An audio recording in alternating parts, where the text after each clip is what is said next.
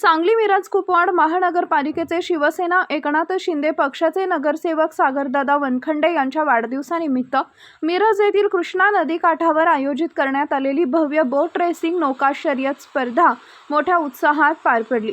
कार्यक्रमाची सुरुवात कृष्णामाईच्या महाआरतीने झाली। त्यानंतर रंगलेल्या नौका शर्यतीने उपस्थितांची मनं जिंकली। यंदा या स्पर्धेचं सलग 5वे वर्ष असून स्पर्धेत 10 बोटींचा सहभाग होता।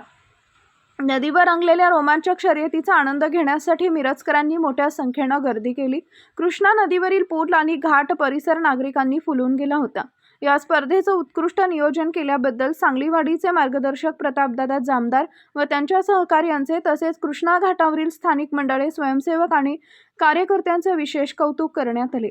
सर्वांच्या सहकार्यामुळे गेल्या 5 वर्षांपासून ही स्पर्धा यशस्वी आणि सुरक्षितपणे पार पडतेय। यावेळी शिवसेना नेते मोहन वनखंडे, माजी मंत्री अजितराव घोरपडे, शिवसेना नेते विलास देसाई, मिरज शहर अध्यक्ष किरणसिंग राजपूत, माधवराव गाडगीळ, युवा नेते श्वेतपद्म कांबळे, सांगली जिल्हा प्रमुख महेंद्र चंडाळे, अण्णासाहेब कुरणे, ईश्वर जनवाडे, माजी नगरसेविका अनिता वनखंडे, लतिका शिंगणे यांच्यासह अनेक पदाधिकारी, कार्यकर्ते, शिवसैनिक उपस्थित होते।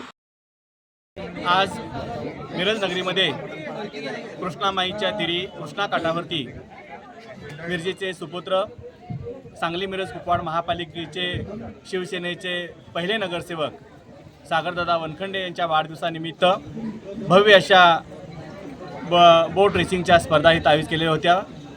या स्पर्धेमध्ये 10 बोटींनी सहभाग घेतला होता आणि हे 5वं वर्ष मिरजकर नागरिकांनी असा प्रचंड गर्दी केली होती, उत्स्फूर्त असा प्रतिसाद दिला होता।